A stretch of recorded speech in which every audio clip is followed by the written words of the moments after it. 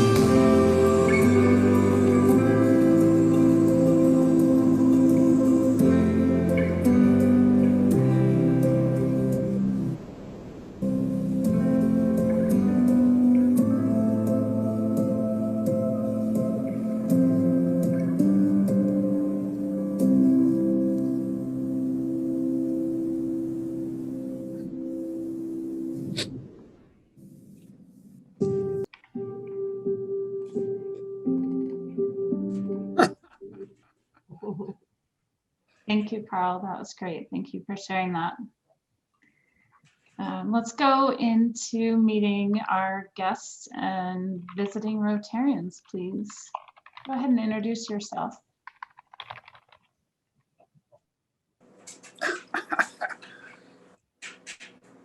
I have a guest. Jennifer, you want to introduce yourself? Hi, everyone. My name is Jennifer McNeil. I am the executive director of the Yampa River Botanic Park. I'm fairly new to the Steamboat community. I moved here in November of 2019 for the job before COVID, so I still don't know many of you, but I do recognize some familiar faces. Thank you for having me, Holly. He's hardly a guest, but Chuck Sarasoli, I see, is here today, and he has now submitted his application, so not to be a guest for long. Hi, I'm Sarah. This is probably my 6th meeting as a guest, I guess, and my application is complete. I just have to put one more thing on it and send it in. Great. Hey. Thank you. Thank you, Sarah, Chuck, and Jennifer for being here. Nice to see you. Let's go into announcements. I've got Steve Sainert first. Okay, well, thanks, Jillian. Yes, I do have an announcement. You have noticed on our website, we have a new web page that we're calling Member Introductions. So it's for the people who have recently given what we called classification talks. We'd really now like to call them member introductions. And because we're recording our meetings, we're now able to post those to our club website. So the 3 that are posted there right now are for Jim Grew, Marge Tracy, and Angie Wood. And if you're interested in going to see those, you just have to log on to our website, go down on the right-hand side and find member introductions and click on that, and it'll take you to that page. If there's anybody that's done a recent classification talk that would like to have theirs posted, I'd be glad to work with you and have you send it to me, and then we can get it posted from there. So thanks, and let's call these, we're not going to call them classification talks anymore, right, Jillian? We're going to call them member introductions. I love it. Good idea. I love it. Much more appropriate. We talk so much more about who we are than our classification. I was going to try and show you, but I can't pull up Steamboat Rotary on my computer right now. Thank you, Steve. And I think Jim Grew had a hand in that too. I think it's a great idea. Everybody loves seeing those, and we learn so much about one another. Thank you for implementing it. Yeah, no, thank you for reminding me. That was Jim Grew's idea several years ago when I presented his talk. And, you know, what he said was that only about half of our members, or a little less than half, are on our at our meetings. So there's another half that haven't really seen them. So there's an opportunity now for everybody to see these member introductions. Great, great. Mark just put up where you can go to find it if you want a little cheat sheet on that. Debbie Aragon, would you like to go next? Yes, am I unmuted? You're unmuted. All right, well, thank you all for the meals. John and I have been, I'm home recovering from hip surgery, and it was just such a blessing to have a meal there every day. And I kept thinking, if I'm gonna cry, Angela.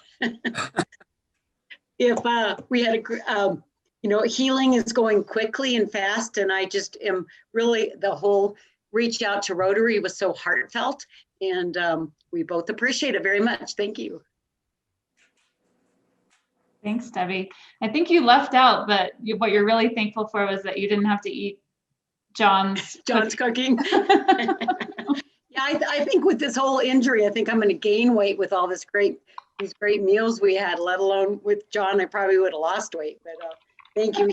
He told me, he said, maybe you should have your other hip done so we can keep eating so good. That's funny. But thank you all. Very, very appreciated. To tag onto that, Marcy's not here today, but she asked that we pass along thanks to all Rotarians who helped Debbie, Adam, and Dan, that everybody seems like they're in a good place now.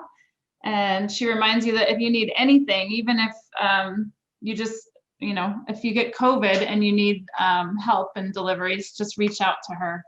She's such a perfect Rotary Cares chair. She's so good at it and natural. Eric Rabisa, you're up next. Hi, everybody. Many of you may have heard us talk about a fundraiser that we were trying to pull off in February. We talked about it in December. We were hoping to do a virtual dunk tank event. And although the idea seemed to have some merit at the time, as we all started to suffer from virtual fatigue here, the group that got this moving decided, for the amount of work it was going to take and with the COVID status that we have right now, it just wasn't worth pushing that fundraiser any further and tabling it till we can do a true dunk tank experience in the community this summer or spring.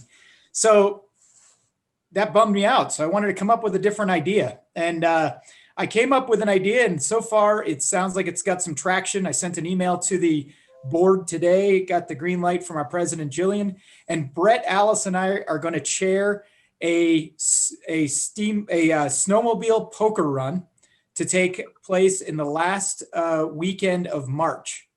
If you've never heard of a poker run, I will send an email to the entire club with a couple links, but basically it's a fun day of adventure where you pick up a hand of poker throughout the day, and the winning hand wins a prize at the end. This event would be for people who have any kind of snowmobile that's trail worthy. So I think there's quite a few of them in our community. A lot of you guys might even have them in your garages or have friends or family that have snowmobiles that you can borrow for the day. You're not going to have much snowmobile experience at all. Our goal is probably to have a very basic loop that takes a very short period of time, and a longer loop as well for people who are in for the whole day. We're going to use it as a fundraiser for the community, and I look forward to showing all the details with all of you as we work through it. But it's not going to be a fundraiser that we require you as Rotarians to participate in. However, we really want you involved. So even if you don't have a snowmobile, there'll be plenty of opportunities for you to participate. Even on the day of the event, we'll need people to man the stations, which will probably be like a easy up pop-up tent at the minimum with a fire pit going. And this is a very socially distant outdoor event, spaced throughout the day without a gathering point at the beginning or the end. You would be able to start from multiple places and things like that. So there are snowmobile rental companies will be engaging as well. So I think this would be super fun. During Good News, I'd love to hear from anybody who has snowmobiles or snowmobile experience, or is there anybody who's ever done a poker run? I bet you we even have people who have done poker runs on foot out there. So cool. Can't wait to share more with you guys. Hope we get everybody really excited. I know Brett and Jillian and I are really excited.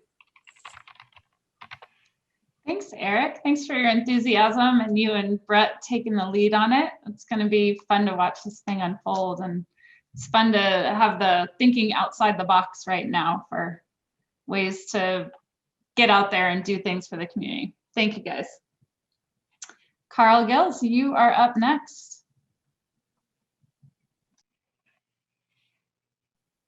One of the things that the treasurer does every year is do a mid-year report on the financial situation for the club.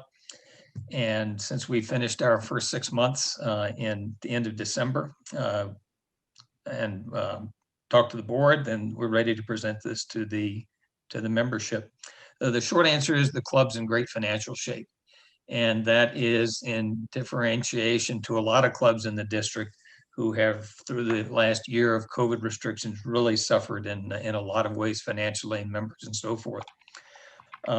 If you want to take a look at the financials at any time, both the balance sheet and the current operating statement are on the website. You have to log in. It's down with the site pages. but it doesn't show up unless you're a member and have logged in. So it's specific to the members. So if you want to see the full documents, they're all there. Talking about members, we've added about a net of 2 members this year so far. So we are on the positive side as opposed to the negative side. Our operating income is down by about $30,000, but our operating expenses are down by about $38,000. And a lot of that is because we aren't doing the face-to-face meals. We don't have the meal expense and such forth to go on with that. So we have saved more in operations than we have lost in revenue. 2 significant activities that everybody should know about. One is the farm to table dinner that John Weeble sponsored and provided proceeds back to the club, raised $6,300 for us. So that was a very positive impact on the club. And the other positive impact relates to all of the members, everybody on the meetings and those that aren't here. But our good news is currently $20,000 over our budget for the year. Excuse me. It's at $20,000. It's $10,000 over the budget for the year. We budgeted for the full year to be at $10,000. So everybody with their generosity and continuing to support the scholarship program, we will be able to increase the number and the amount of scholarships that we give. And this is something that's, while it's in the budget and it shows as a significant gain, by the end of the year, this will be completely spent as we do spend out on those scholarships. So that's just sitting there waiting to be spent in the second half of the year. We also have other expenses coming up in the second half of the year. We have our second round of community grants, which will be about $15,000. And this does not contemplate any replacement for revenue lost by not having the cornhole or the Lobster Fest this year. But as Eric just said, he and Brett are working on a new fundraiser, so that may add something to the club's coffers as well that we can continue to turn around and give back to the community. We currently think there'll probably be about $15,000 to $20,000 surplus at the end of the year. And that's obviously a far cry better than what we had thought we were going to see in the budget. And that doesn't stay with the club. Any revenue above a minimal amount that we need to carry forward next year will go to the Jack Black Fund at the Community Foundation. So don't stop. Good news, don't stop supporting the club's activities, because it just makes us more engaged and allows us to do more for the community. So we're in great shape halfway through the year. Thanks to everybody.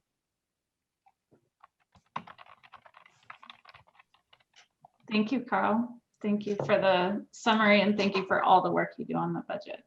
And before you ask, yes, I do have this written up, and I'll send you a copy of it. Thank you. Are there any other announcements that we didn't talk about ahead of time that would like to jump in now before we move into the program? Can I say that we filled up pretty fast, Jillian, for pickleball tonight. So I had to turn away a few people, and hopefully that'll get better if we get over the levels we're at right now. We can have more people come, hopefully a month from now, but we're excited that we filled up tonight. So be looking for some more messages about it. Thank you, Loretta. Looking forward to it. Yep. Bethany, it looks like River might have an announcement for us. She's very engaged. Yeah, she's loving this and she's crying, so I have to hold her. So here we are. All right, we can move into our program. Stacy, would you like to take it away? Sure. Thank you, Jillian. I have the pleasure of introducing David Mo DeMorat. He's the Emergency Operations Director for Routt County. Mo's a good friend of mine. We served together in the military on the Front Range, and he has been here a little bit longer than I am. I can't remember exactly how long, but I want to say it was in in the 4 to 5 year range, but he can tell us for sure. And we are so fortunate to have a director of emergency operations for Routt County with so much experience. Mo retired from the Marine Corps as a lieutenant colonel after 23 years of active duty service. He has a Bachelor of Science from Penn State and an MBA from Webster's University. He also has a degree from the Army Command and Staff College. He is married to Minnie, and if any of you all have taken spin courses down at the hot springs from Minnie, she is absolutely amazing and will kick your butt. They have 6 children, and and most of their children are grown and living in the area here. And Mo, I'll let you take it from here. All right. Thank you, Stacy. Thank you for the invite too. I'm always happy to talk about emergency management and operations and what we can do to increase the preparedness of Routt County. To answer your question, I did start my current position in February of 2017, so just about ready to go over 4 years. Let me go ahead and try share my screen. And Stacy, if you could let me know if that's coming up. It looks good, Mo. Okay, great, thanks. So I would like to talk a little bit about what we do in emergency management and some of the ways that we would possibly like the community or seek the community's help. So first of all, I'd like to share what our mission and our vision is in the Office of Emergency Management. And you can see some of the underlying words are the key points, and one of the key things is we do this through partnerships. Our mission is to promote a systematic, integrated, and cooperative approach to emergency and disaster planning, response, and recovery, integrating mutual assistance agreements and a whole bunch of plans, which I'll show about. So once again, our mission is to not as much as protect the county, because we are not first responders in emergency management, but to make the county as prepared as we could be to handle the various hazards that do occur. Now, the way we'd like to do that, or our vision, is through a widely partnered whole community of emergency response and recovery personnel. The Office of Emergency Management is only 2 people. There's myself as the director, and I'm a director only because I'm also responsible for our communications center, which includes our dispatch services. But in the Office of Emergency Management itself, it's just myself, and I have an assistant, Cheryl Dalton. And so just the 2 of us are unable really to perform all the tasks that are required. So we heavily rely on our partners in the jurisdictions and the special districts and the community itself. And we primarily do this through education, training, planning, and exercises. So people are very aware of the hazards that have occurred, starting. Of course, hopefully I didn't bring these with me, but we had our first large fires in 2017 that went to the state's emergency fire fund. That's the Mill Creek fire, and then the Deep Creek fire.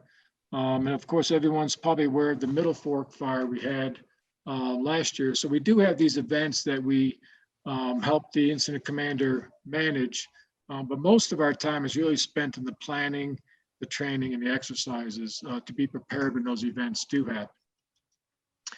I mentioned some of the emergency plans. This is where we probably spend most of our time. The first and foremost is our emergency operations plan, and that really serves as the basis for all the other plans. It does define the authorities that, for example, I have, whether it be emergency spending authorities, most notably the authority to declare a emergency disaster declaration, which will then free up resources at state, or if it's a presidential declaration, such as the pandemic, frees up support from our federal partners as well. We also have an emergency operations center activation operations guide, which defines how we do business and what everyone's roles and responsibilities are. We just recently updated our hazard mitigation plan. We had 11 key stakeholders to that plan, meaning that We had each of the 4 incorporate areas, the 5 fire protection districts, 2 of our water districts, and then the county itself that all sign on to that plan. That's very important for a couple of reasons. First, it does an assessment of what our primary hazards are, things that we should focus on to be prepared and to mitigate those hazards. And then secondly, once you have a current hazard mitigation plan, it does make those jurisdictions that signed on, and once again, it's the county, the municipalities, as well as the special districts, it makes them eligible for grant funding, whether it be pre or post disaster. So if you have a hazard mitigation plan which identifies particular hazards and some recommended projects, and now you want to go execute one of those projects, you will be eligible for federal or state grants to help you finance those projects. One of the things that's most important to me is a public alert and warning plan, and you'll probably hear that throughout my presentation. I believe that it's 12:30, and Got it for you. Go ahead, please. Oh, okay. My most important job, I believe, is the public alert and warning plan. It is important for me to be able to communicate to the public if they are at danger of a particular hazard and what actions they should take. We primarily do that through our system called routecounty-alerts.com, and we always encourage registration into that, and I'll probably talk about that here in just a little second. We have a resource management plan which defines how we use our resources, how we procure other resources with our municipal, state, and federal partners. And then we're currently working on evacuation and sheltering plan. We've been very fortunate so far in that we have not required sheltering. However, we have on several occasions had to evacuate some communities either due to wildfire or recently due to a hazardous material tanker rollover just west of Rabbiters Pass.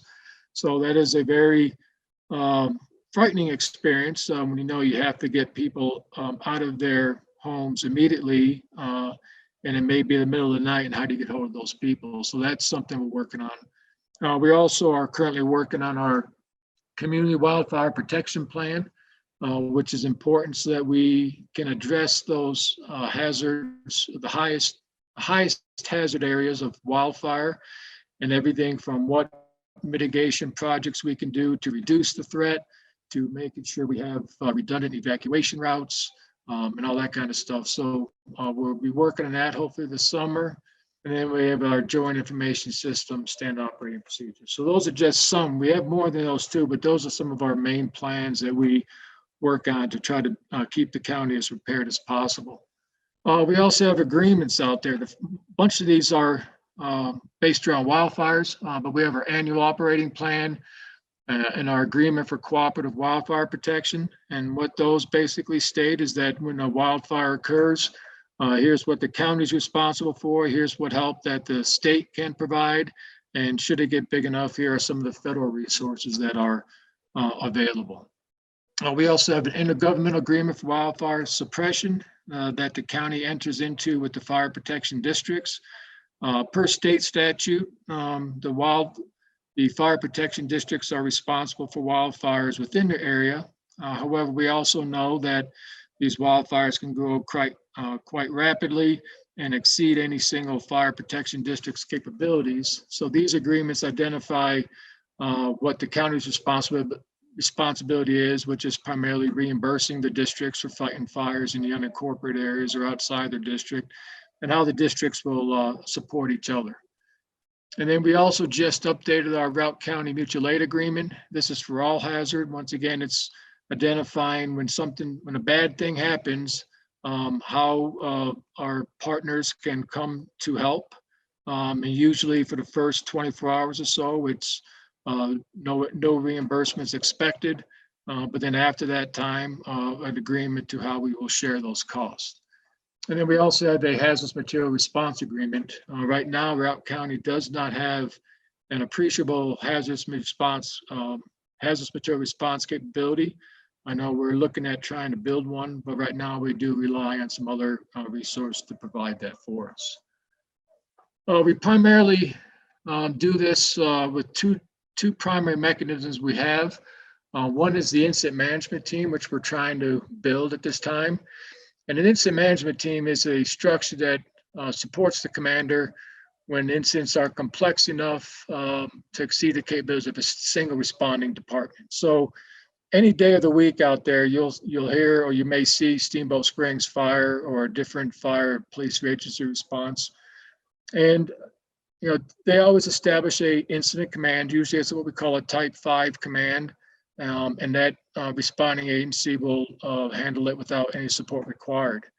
But then you get to something like the Middle Fork fire, where we had federal and state partners, numerous districts. It's a very large incident. It does require more support. They'll elevate that to a higher level IMT. So the Middle Fork fire was commanded by a type 3 team, type 3 IMT, which is our federal team. The gap we had is having a type 4 team in the middle there, where we do not necessarily require resources outside the state or outside the region, but it is bigger than a single agency. So that's what we're trying to build right now. And then we have the Emergency Operations Center. And the big difference is that the Emergency Operations Center is a multi-agency coordination group where we are not in command of any resources, but we provide the support that the incident commander needs. The best example would be, once again, for example, or let's say even on the hazardous material rollover, the incident commander, which happened to be Chuck Sir, so I didn't know he was going to be on this call, so now I got to make sure I'm honest in what I say. But Chuck was the incident commander, and he eventually called me on the radio, and I showed up. So it's Chuck's decision on what to do. So in this case, he said, Mo, we need to evacuate this neighborhood, and he'll give the instruction to do so. What the Emergency Operations Center would do, or myself, would then be to provide him the support that's required. So we would send the message out. If it was a sheltering, then we have to go out and find the shelter, provide food and water for those people that are there, and security. So the EOC is really providing all the consequence management support that incident commander may need. So the two should work together hand in hand. So I want to talk a little bit, I know I don't have much time, but talk a little bit about two events. The first one is our COVID-19 response recovery. We did activate our EOC on March 9th. We kept it active for about 90 days to support public health. And what we did is we established several lines of effort or priorities that were established by the policy group. Those are public information, food accessibility and sustainability. We were concerned about some people making runs on the stores, and such as the toilet paper that we heard about, but more importantly, there'd be some other food accessibility issues that we may have to implement some measures to make sure we could sustain it. Fortunately, it never materialized, but we were watching that closely. We were concerned about our first responder sustainability. So we looked at such things as entering into agreements with hotels that should we have one of our first responders, a family member come down with COVID, and that responder was willing to do so, we would move them away from that environment so they can stay in a COVID-free facility and be able to continue to provide those first responder services. Obviously, we were concerned about our vulnerable population support, making sure agencies or facilities such as the Haven and Casey's Pond had the appropriate PPE and other services that may be required to keep their work staff and their population as COVID-free as possible. Then we had some virus suppression activities. Most notably was the testing facilities we sent up. We entered into agreements with Steamboat Springs to use the rodeo grounds there and provide a good facility for us to do the testing. And then we had the mitigation protocol implementation monitoring, making sure that the businesses, in order to keep them open and maintain the viability of the economy, we want to keep them open, but there were measures that we had to make sure were in place to minimize the potential spread of COVID.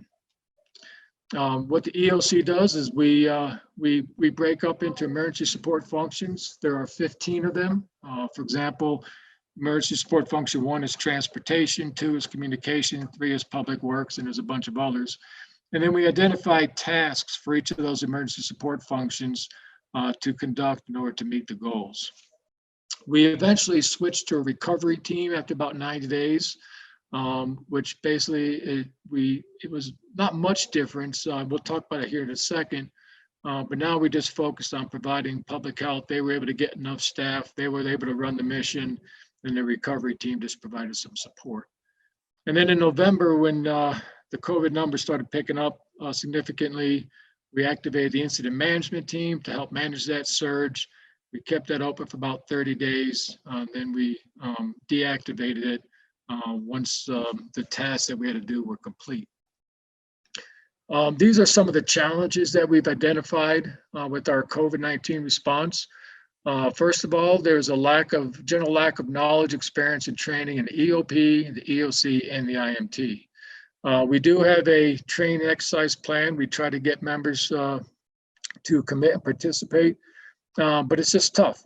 It's tough because they all have their other jobs that require their time.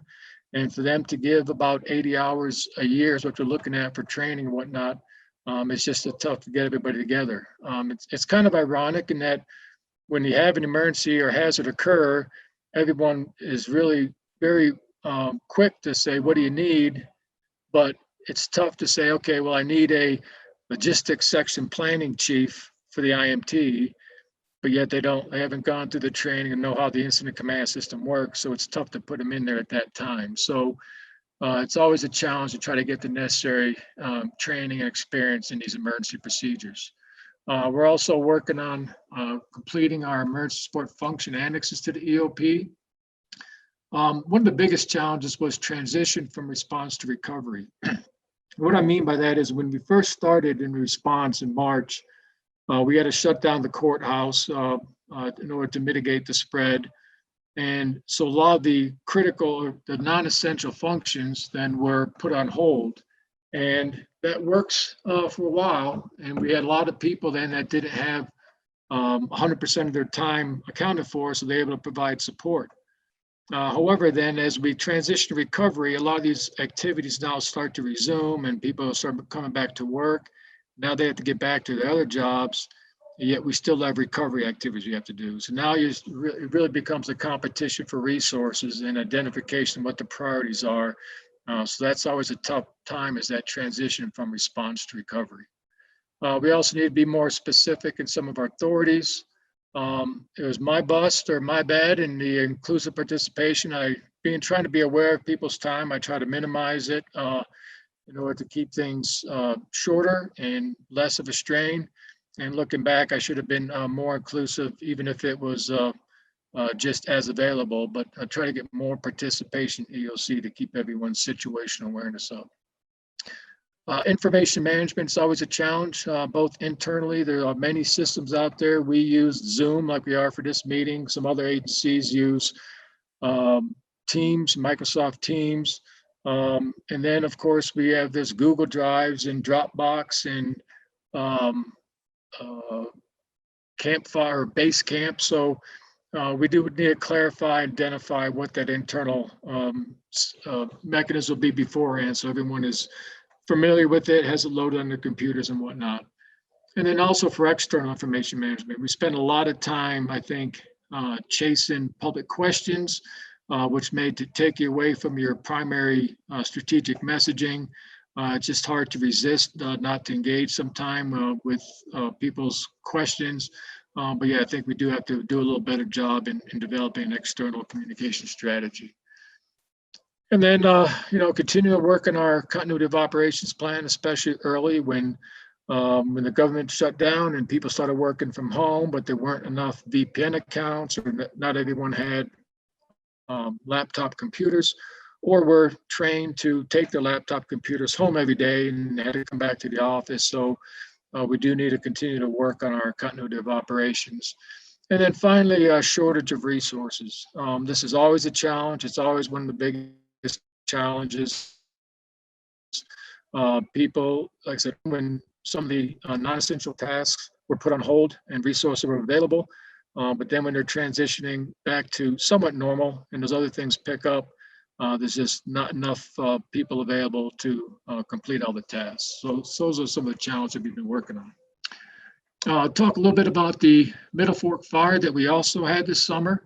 It started in early September, right around Labor Day. It actually started right before Labor Day, but then the weather patterns on Labor Day picked up the fire quite significantly. The cause was a lightning strike. Eventually, this fire exceeded 20,000 acres, which was the biggest yet for Routt County. And of course, the price tag exceeded $5 million. We were fortunate in the county, though, that this was all located on Forest Service property in the wilderness, so that the feds funded that entire operation. And they did provide that type 3 incident management team, which I already talked about. The county did provide our mobile command vehicle for an instant command post. And we also provided some heavy equipment to prepare some of the access or improve some of the access roads so that should we be able to engage this fire directly, we'd have a better means to get there. There was a couple points there where the fire was moving south and threatening some neighborhoods, getting a few miles north of the Strawberry Park and a few other neighborhoods up there. So I know our fire protection districts provided engines to go door to door and talk to people, making sure they're registered, advise them on some of the mitigation projects they can take around the homes to improve their resilience, and then to be assigned to a structure protection task force if needed. Fortunately, the fire did not continue to progress, so no evacuations were required. Our primary concern in Office of Emergency Management, as well as the IMT itself, was the potential of that fire moving south or west, and then impact those residences. We did have fire management actions identified, basically geographic lines in the ground that should the fire progress, then we start looking at doing pre-evacuation and letting people know. We were right at those pre-evacuation lines in a couple areas, so we were going door to door talking to people. But once again, due to the terrain, the fuel model changing, and then once you get out of the mountains there, the winds are very unpredictable. You get a lot of channeling through the canyon, so it looks like the fire may be moving against the wind, but in reality, it's just with those canyons in that terrain, the winds are very unpredictable. But once they kind of got out of those, it did become subject more to the prevailing winds from the west. So it was good for us, but of course, as you saw, for example, in Grand County with East Troublesome Fire, those winds really wreaked a lot of havoc. That fire happened to grow over 15,000 acres over one night due to winds and ended up destroying numerous homes. So it is something we are very concerned about and watch very closely. So now it comes down to what can the community do to help themselves and help the Office of Emergency Management.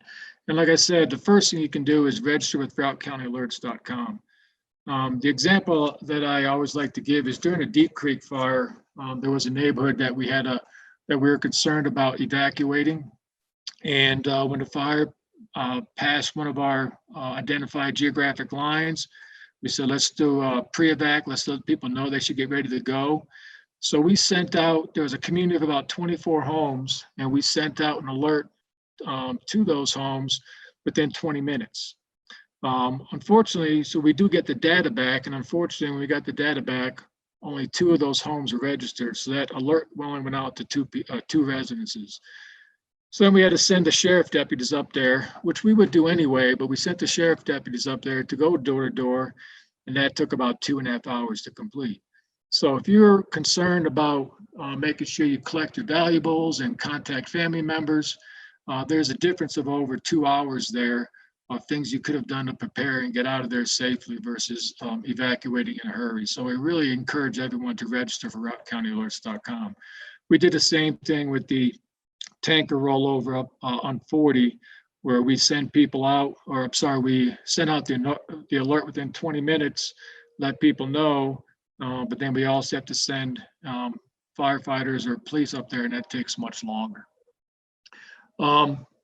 Wildfire is our biggest hazard, so we're looking at things. We recently established a Routt County Wildfire Mitigation Council that Chief Sarasoli is the vice chair of. He can probably give more information or answer any more questions, but we're looking at such things as helping communities become a fire-wise community, participate in the council itself, realizing that there are some grants out there that can be directly provided to communities to make their properties or the communities more resilient. And a lot of this information can be obtained through the Wildfire Mitigation Council. I mentioned a lot of these plans that we update, and one of them is the Community Wildfire Protection Plan. We're always looking for public participation in these planning efforts that can share what their concerns are. Those that have lived in the area for a long time can share their experiences and their expertise on the terrain and the fuel model and what they've seen, so we can help identify the most beneficial mitigation measures we can. We also ask everyone to have a family emergency kit, an emergency plan. You can obtain good examples or descriptions of what to include in these plans at a website called ready.gov. And then we're also looking for participation in our Routt County Community Emergency Response Team, or CERT. What CERT is a bunch of volunteers. They complete some basic training, such as first aid, preparedness, ICS, structure attributes, and fire extinguishers. We had our first course in May of 19. We signed on about 8 members. They go through about 30 hours of instruction. We are trying to reinvigorate that and get more members, but we've been unable to do so. I have the necessary training with the COVID and the restriction on group size.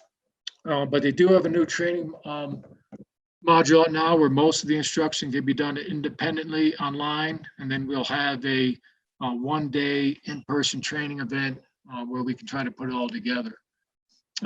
So currently we had 8, we lost 2, so we're down to 6 volunteers. We would like to have another program in the spring or early summer. And then once we have the members complete, we typically have a 1 day a month training session in the evening where we will provide many times it's first aid or whatnot, but provide some course of instruction. Now, we're also very fortunate that Paula Gregory there, also with the Rotary Club, is our lead volunteer and coordinator for our CERT program. So when I describe how we would typically use CERT, I think first and foremost would be to manage an evacuation center or shelter. We had an exercise in 2019 where we actually stood up an evacuation center and had our CERT team manage it. And I believe that went pretty well. They learned a lot. And unfortunately, I said everything kind of came to a halt after that in 2020. But those are 2 primary missions that we're always looking for support for. I know for COVID, we were planning that we had the ice rink set up as a potential medical overflow facility. And I would know that while they would not have served as medical staff, we would have used or requested that the CERT help out administratively. Fortunately for us, we never actually had to activate that facility due to YVMC and not exceeding their capacity, but that was a likely mission we could have used them for COVID. We're also looking for support in our Joint Information Center, getting the message out to the public. We can also assist in damage assessment, particularly if it's, if a fire does go through a neighborhood or a flood doesn't go through a neighborhood, they can help us out by going door to door and getting a good assessment of what's going on and who needs help. And then finally looking at helping participate in emergency planning. I know the CERT team right now is looking at that draft evacuation sheltering plan I talked about. They'll be providing some input to that and helping us get through that document. So I know that was fairly quick, but I think there's a few minutes left. I'd be more than happy to entertain any questions. Mo, I'm going to go ahead and unshare your screen so we can see everybody. Okay.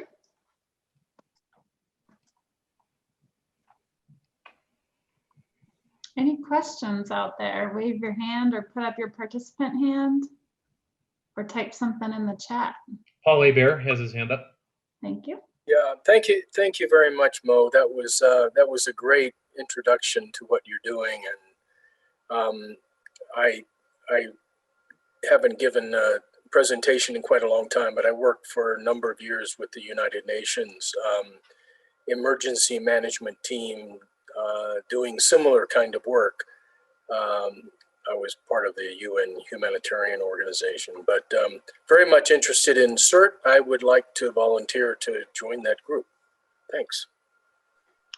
Hey, thank you, Paul. And I'm sure Paula made a note of that as you're talking. So should we have the course, we'll definitely be reaching out to you. Perry Shea, you can go next. Well, thank you very much for everything you do, obviously, from the emergency standpoint. And Carrie, we're having a hard time hearing you. Can you hear me better now? That's much better. All right, take off these headphones. Mo, thank you very much for all you do, especially in recent times dealing with pandemic outside of normal course of action. My question was related to you're mentioning the shortage of resources and the CERT providing some volunteer, more public support, but on those more technical related, higher level, the IMT coordinators, is there further pursuit of cross-training efforts, whether it's through Chuck's team or anyone else at higher levels, to make sure that that immediate engagement, you can fill those gaps as quick as you can? So yeah, we do. I do keep in touch with Chief Sarasoli quite a bit. As like I said, Chief Sarasoli was the incident commander in the hazardous material rollover incident. So my role at that point is providing him whatever support he needs. And interestingly enough, Steamboat Springs just did a couple hiring actions or promotions, and one of the topics was, how do we get greater participation, not just for Steamboat Springs, but identifying some county capability gaps. So I think we all recognize the resource challenges, and this was brought forth in our after action report for COVID. What it really comes down to is getting a commitment from the districts or the municipalities as well as the county on not just promising us that you'll be there when the incident happens, but given that time, and said I estimate about 80 hours per year where you can do the training and exercises. So I'm optimistic that we'll get there, but I won't say that we're there right now. Gotcha. Thank you. Eric? Oh, I also thank you. I'd say the same thing that Carrie said. Thank you very much for all that you've done. This has been an active year. We all really appreciate and acknowledge that we need you at times like this. I'm a general contractor, and often my clients ask me what they need to do to be prepared with their new homes. And we talk a lot about wildland fires, and that seems to be right in our faces year after year. But one of the other things that we talk about, I wonder if it's on how much it's on your radar, but it would be utilities for these homes. The worst case scenario I think of for our community midwinter would be a deep freeze with an ice storm or something that knocked out the power to our homes. And you've got a whole bunch of people where their heating doesn't work in their homes. If everybody on this call thinks to how their home is heated, it most likely requires some electricity alongside with that gas or wood fire, whatever they have going on. So we talk about it with the clients, but not everybody has a generator as a backup. Not everybody really evaluates it. And honestly, I wouldn't know where to point them should something like that happen. And I know we haven't had it. I've been here for 20 years and I've never seen a major power outage last a long time in the winter. But with climate change and with more demand on the grid, it's in the back of my mind. I wonder if that's the kind of thing that you guys think about or talk about in utilities in general, water, gas, electricity. Yes, we do think about that quite a bit, and it keeps me awake quite a bit.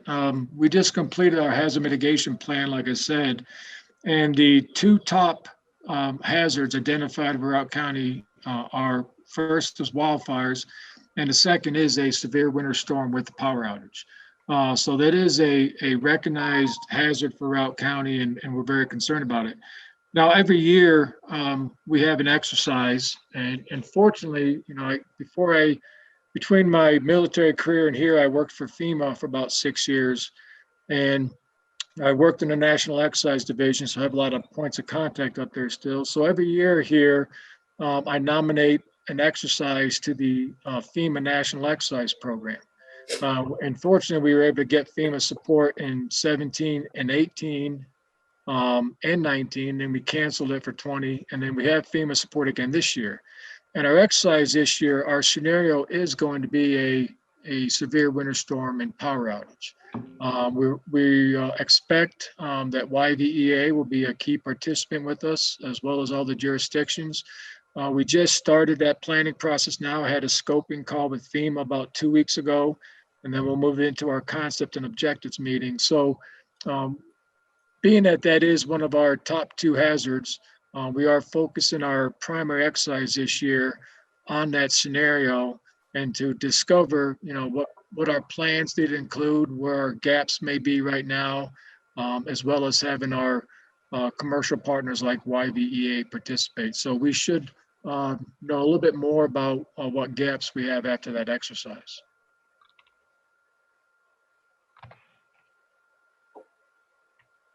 Is there anybody else out there?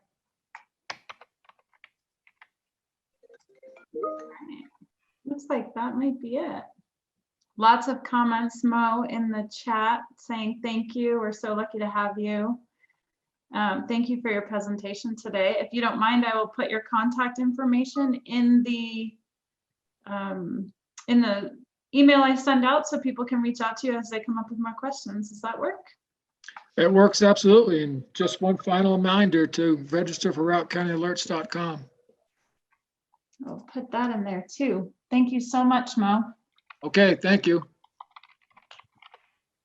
Mo, the next bit of our meeting is good news, and you are welcome to stay for it. And if you have to jump off, we understand. Okay, I'll stay for a little bit until I have to get ready for my next meeting. Great, thank you.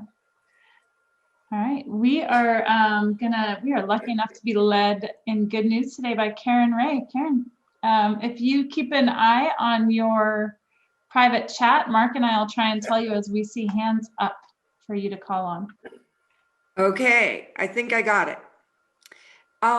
So hi all, for those of you that don't know me, I'm Karen Ray, and I guess I've been an official member since October, but been coming to your meetings since August. Came from Summit County. And for those of you that aren't familiar with good news, a lot of clubs do fines and we don't do that. And instead, if it's your birthday, we encourage you to contribute your age in dollars during good news. If it's your anniversary, if you have a baby born, if you get new puppies. So if you have something great going on at work. So is there anyone who would like to start out today?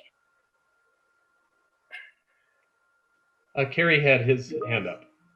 Okay, go for it. Thanks, Karen. And thanks, Mark. And thanks again, Mo.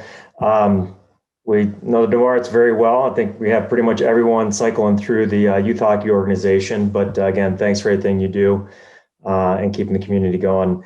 I just want to share, thanks, Carl, for the update on good news amidst all the continued challenge and adversity. To think that we're not meeting together and yet we're exceeding various things like our scholarship, I think is absolutely tremendous. So put me in for $20 again. Thanks for this club and everything we do. And, most importantly, keeping our kids going and keeping them, especially at the high school level, onto the next level. So good to see everyone.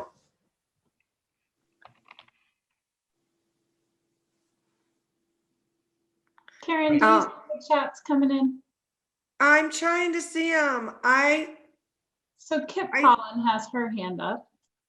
Okay. Yes, hello there. Can you see me? I'm putting in $10 for my new 10-week-old yellow lab, Nell. Puppy. Terror. We've called her Nell from Hell. So anyway, have great fun. Thank you. That's awesome. Jim Steinberg is waving around. Yeah, let me, okay, I got on mute. So put me in for 10. I was lucky enough to get selected to participate in that mass vaccination test at Mile High on Sunday. Oh. So I've had my first dose and looking forward to getting the second and waiting 2 weeks and rejoining humanity. So that's my good news. Great. Are there any birthdays or anniversaries out there?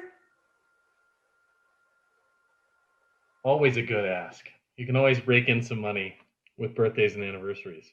Anybody? Shoot, 2 weeks ago, it was like 6 people's birthday. We don't have any. Chancey's got her hand up. Okay. Hey everyone. I haven't been here for a while. It's nice to see everyone's faces. I did get older this month, so you can sign me up for $41. Woo! Yeah. And then Karen, Margie's got. And I see that Margie said to throw in $10. I saw that. I don't know if Angie saw that. That's great. Oh, I wanted to share something earlier. I got a private message from Lisa Schlichtman before she left, but I think it was meant for the group. She said, it was so great to see all of your faces. She had a 1 p.m. interview and had to sign off. I'm so glad to be back. I think we can all agree that we're happy to have her back. Yes, good to see her on here. Larry Woodnogle has his hand up. Yeah, it's my youngest granddaughter Winter's birthday today. She's 8 years old. I'll pitch in $10 for scholarship fund. Thank you. Here we go. Thanks, Larry. Karen, oh gosh, Rabisa's got his hand up. Bernie Rabisa over there. I was inspired by Lori. I don't know if you guys saw her earlier, but she took it off. She looked just like Bernie. The heat's off in her house or something. I don't know. She's all bundled up. She was cracking me up, so I decided to do my Bernie impression for her. And then she told me You messed up your related hair to it. for the real. Cracking me up. So, anyway, she was making me laugh, and I thought I'd throw that out there for all you guys. Hey, I'd love to hear any of you guys that are snowmobile enthusiasts. I actually am not much of an expert. I was taken on a snowmobile ride with Brian Small last year before our foreign exchange student, Maddie, had to leave us. Brian was so gracious to share his snowmobiles and took us up north, and we all went for a fun ride, and I kind of caught the bug and actually bought a sled from him after that, an older used sled. And then as soon as I bought it, COVID came and shut it all down and didn't really get a chance to play with it. But Brian is a huge snowmobile enthusiast and loves to share it. I think he's taken almost all of our exchange students out who have asked to go during their exchange time. So it's been really fun, and I think he would share it with anybody else in the future. So also I've gotten out with Matt Kempton. He's another one who got a new sled, and I see that. Carol, you're right. He's not dumb. All he had to do is give me a first taste is free, right? Matt Kempton and I also went out and played on the sled. So he's also new to the sport. So when you're new to the sport and you're not riding on the trails, it's more like just digging and pulling and digging and pulling. But it was fun. We had a good time. Oh, and I'll put in $10 for that goofing off on. And I think Bethany and River have their hands up. Hi. Interesting on the meeting today because it's 50 degrees in my house. I'm not sure if you can see that. And it was like 45 when I woke up. We're having heating problems as well. But anyways, it was a great presentation. So thank you. It's also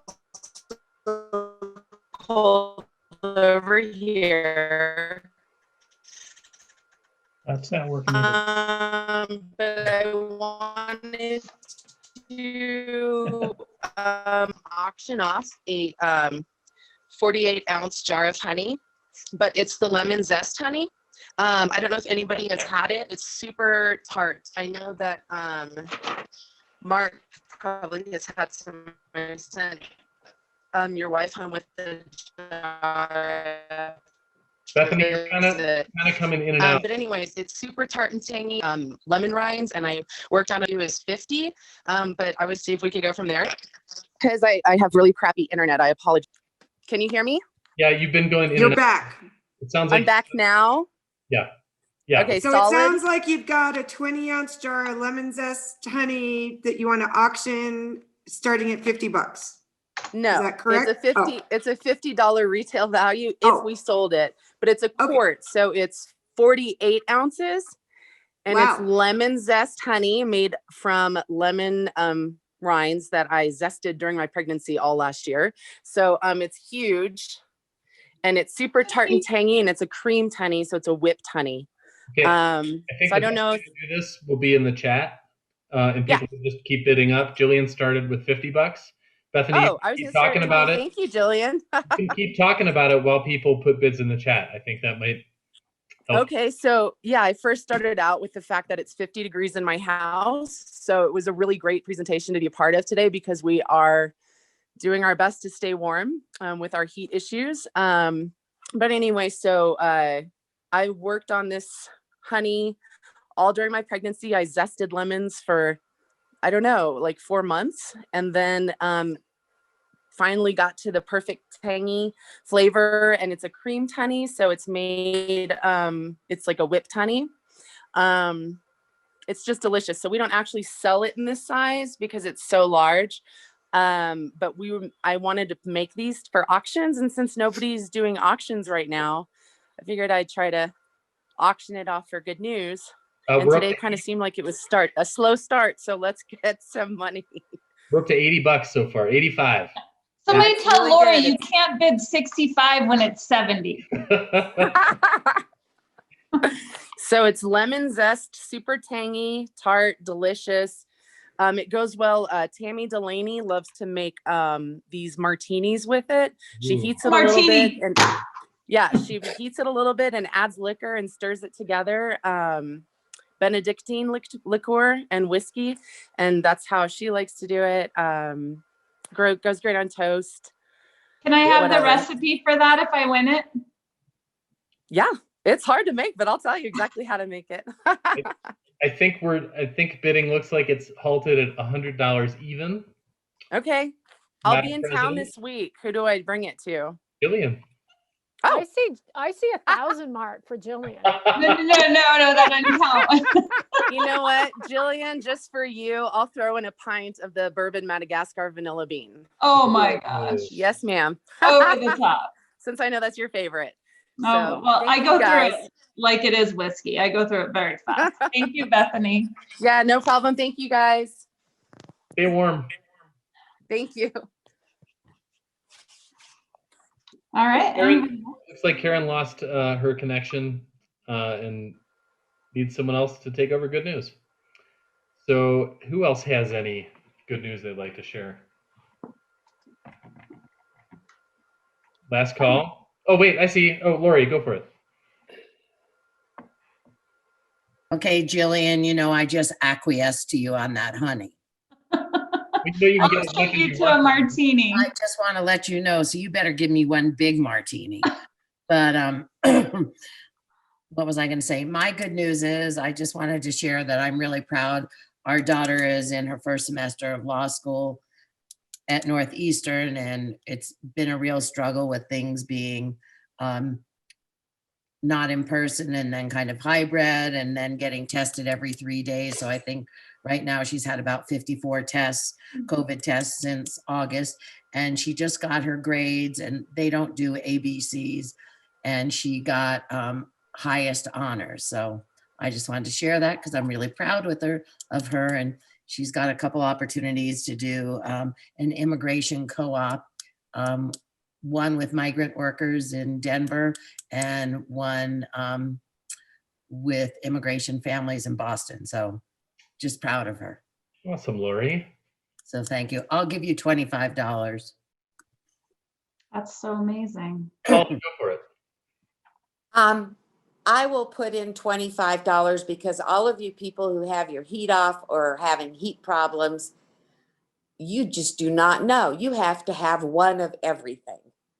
So it's funny because Holly called me today on my landline and was absolutely astonished that I have a landline. And I said, yes, I still have a landline because when the heat or the electricity goes out, you can't charge your phone. Your wireless phones don't work. So yes, I still have a landline. I have a gas stove. I have a wood stove. I have baseboard electric heat. So quite frankly, you have to have one of frickin' everything. Plus, this year I added battery operated blankets. so I can wrap myself in a heating pad blanket. Nice. You're all set up. So welcome to the wilderness, you guys. I know where she lives. If you guys get cold, I can lead you right to her door. Well, it's really interesting because when the Good News building blew up, I want to say it was like 94 or 95, Steamboat was on one single routed gas line, and they had to shut off the gas to the town. And in addition, people couldn't get to the schools to get their kids because of the fire and worries about more gas explosions. So I wound up with 10 kids at my house, and I had a wood stove. So we just sort of chalked out lines in the house, and that's where the kids slept. And I actually cooked on the wood stove. Wow. Okay, who else we got? Well, you're all thinking, I'll weigh in. Oh, Holly, I'll get you next. I had James, my 8-year-old, has been running around the house with sniffles and a cough, and it's just getting worse and worse. So we brought him yesterday for a COVID test. Still waiting to hear. And Dana started coming down with something last night. It wasn't feeling well, so she went straight to the ER for a quick test, and it came back negative. So we just have a cold. And I'm really thankful that the family's just got a cold. That's mine. I'll put $10 in for that, Ange, for my boring story. Mark, Looks like Karen Ray found her way back on. Holly, why don't you go ahead? Karen, I had to mute you. You were. Mark, you need some of that lemon honey for you. Oh, wait. I got it. I figured out. Whoop. Sorry. Mark, you need some lemon honey for that cold. I do. Maybe a lemon honey martini? No, don't give him a martini. What? 2 martinis? Yes, give him a martini. Yeah, thank you. And that bourbon vanilla bean one too. I might as well try some of that. That's the good stuff. Ask Jillian. I just wanted to say I'm really looking forward to playing pickleball tonight with the Rotary group. And I think she left, but I wanted to thank Loretta so much for organizing and doing that. And go ahead and put me in for $20.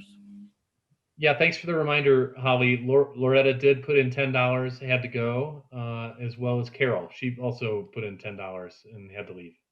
I guess some of us still work for a living.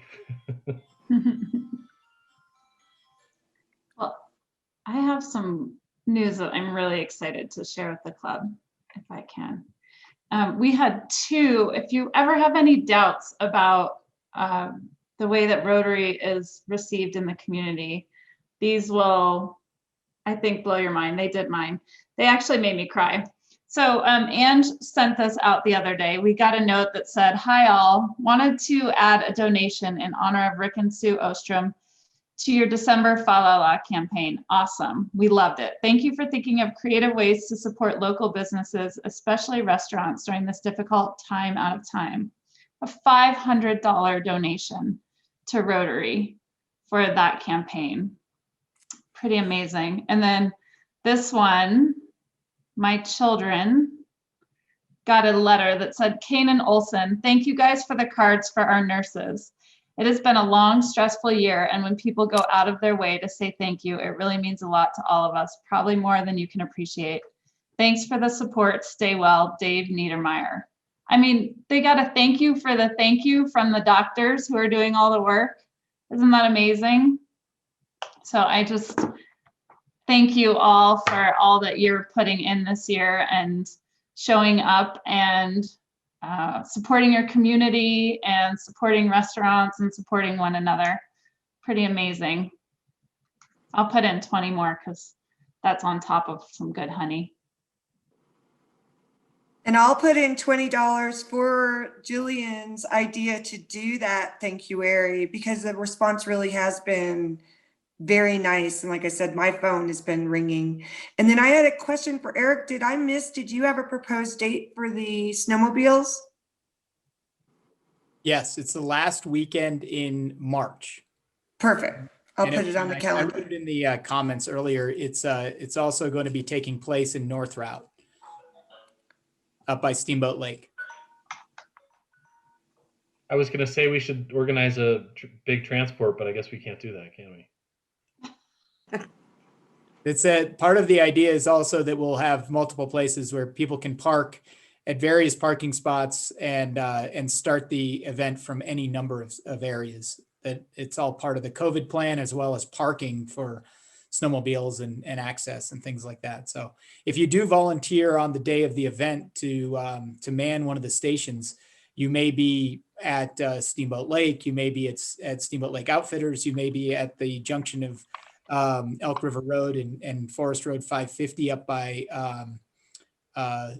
Columbine. We're not quite sure all the different locations, but at each location you could anticipate seeing something like Woman, one of the stations. Who did that? But yes, of course. We'll put a Shiro and we'll have the Woman, one of the stations, and they can cook some hot dogs over the open fire. It'll be and have some drinks. Oh, women can cook. Paul, I'm right there with you. Right there with you. I can't win. Can't win. You know, when you got a shovel in a hole, Eric, go for a backhoe. Just keep digging yourself in. Right. When you find yourself in a hole, what's the first thing you do? Stop digging. Right. So good. Anyone else? I saw Tara come out of hiding. Tara, did you have something you wanted to share? No. No, she doesn't. Nope.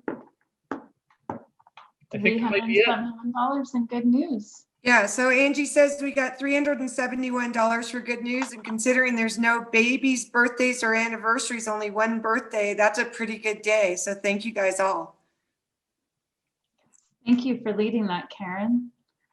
Thanks everyone for being here.